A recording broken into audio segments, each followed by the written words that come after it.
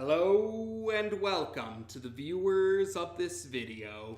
This is the Orange Fan here, bringing you another entry for the episode recap and thoughts category.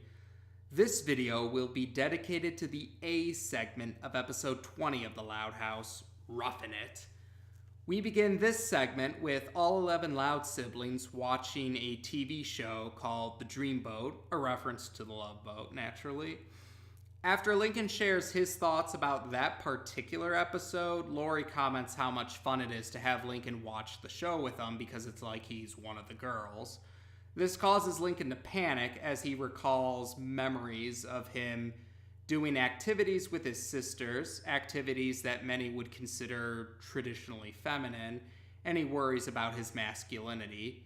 He talks himself out of it, and he seems to have calmed down, but his fears reignite when Lynn Sr. comes in with muffins that he baked, and he's also interested in the Dreamboat.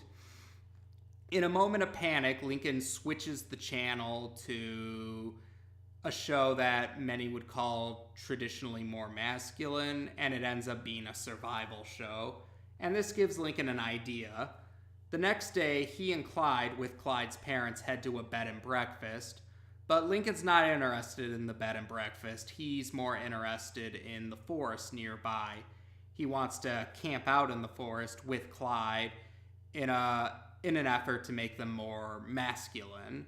And he blows off the warnings of a sign which tells him not to camp in the forest because of a river that they're near. Now, they try to set up camp, start a fire. They end up eating beans, and they try to sleep on the ground, but it doesn't go very well. They end up putting their sleeping bags on a blow-up mattress that Clyde brought, and they go to bed.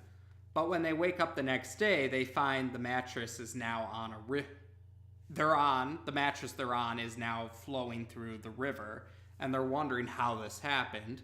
A flashback shows us that during the middle of the night, the water from the river leaked onto the bank, and then it went back into the main river, but brought the mattress with it. And it looks like they're about to head into a waterfall, or head off of the end of a waterfall.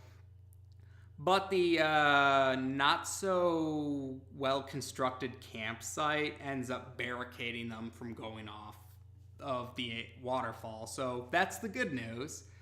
The bad news is that the barricading that happened punctures a hole in the mattress they're on, and they go flying deeper into the forest. It gets worse from there. They get chased by a moose. They get chased by bees after landing on a beehive. It starts to rain, which causes a mudslide, which sends them into a cave. And when Lincoln wants to take a moment to rest, they end up awakening a bear that was in the cave. And understandably so, they're worried for their lives.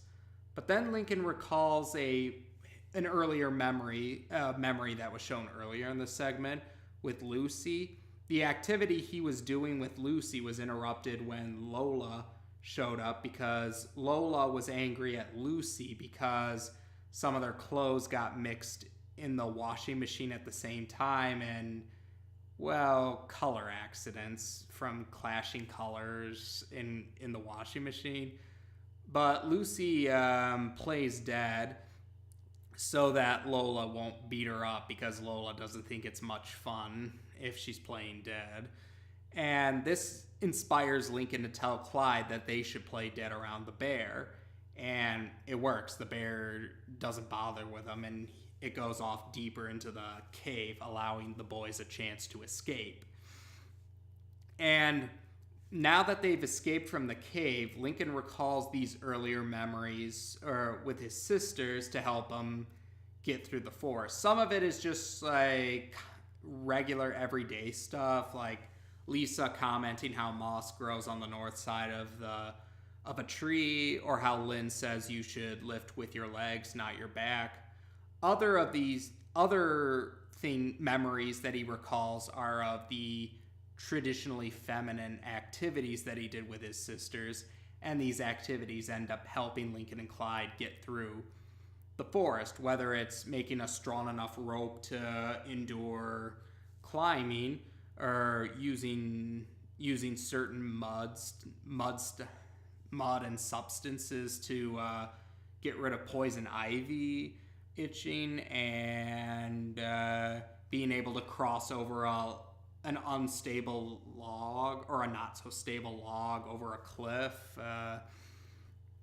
And they eventually make it back to the bed and breakfast, and they want to rest on a rock. And fortunately for them, it's an actual rock, because they thought the moose and the bear earlier were rocks at first. So by nighttime, it's now nighttime, and it's back at the Loud House. Lincoln talks to the audience, admitting how the activities he did with his sisters ended up saving his life and Clyde's life as well, and that he's no longer worried about what's considered masculine or feminine. So he baked some strawberry muffins, and he's going back to enjoy the dreamboat with his sisters and his dad. And that's where the segment ends. Overall, I did enjoy this segment. I thought it was a fun segment. The whole survival aspect did remind me a bit of the... I've seen maybe one or two shows about a person or individuals surviving out in the wild with whatever resources they can. So I got a good... it brought back some memories of me watching that. So I thought that was a nice touch. Now, as for the main draw about what's considered masculine versus what's considered feminine, or traditionally for both of that, it actually brought to mind one of my classes from college. There was a class about children's literature, but the professor in that class did go on to mention a very important topic. Now, it was like I said, it was a children's literature class. So it started off with the professor talking about how some people were giving one of their kids weird looks because they wanted to read a book that some would consider not traditional for the kid's gender. And the professor did bring up how it's not just with boy books or girl books, but there's also debates over boy colors versus girl colors, or boy toys versus girl toys, and saying how that can be very problematic to say that certain things should be determined because of your gender. But at the same time, the professor brought up an equally valid point, and one that doesn't seem to get brought up quite as often. Because while it's true that there is a problem with trying to limit what people are interested in because of their gender, I mean, that is a valid point. The professor did mention that some people, while well-meaning, go the opposite extreme of saying, like, gender's not important. It doesn't matter if you're a boy or a girl. And again, they understood that it was well-meaning, but it's problematic to invalidate gender altogether. It's a bit misguided way to try to remedy the whole boy stuff versus girl stuff argument. And that is a valid point, because not just for that particular argument, I have seen my share of instances where some people, in a misguided attempt to try and solve one extreme mindset, they end up going the opposite extreme, and they may not necessarily realize that they're just trading one extreme for another, and that is a problem. Just going one extreme and then going the opposite extreme isn't going to solve any arguments or conflicts. It's just going to go the other way in terms of problematic situations.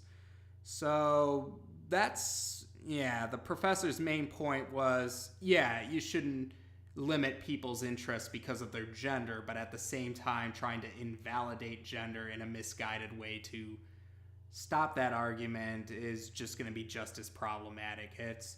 You can bring up the importance of gender without limiting what people should be interested in or shouldn't be interested in, and I think that's a valid point. And I realize that's a bit of a tangent, but I guess relating it back to this segment, I think they handled it well. I don't think they went one extreme or the other. I think they struck the right balance about it, and I think they do that with other segments as well. This one just brought it more into focus.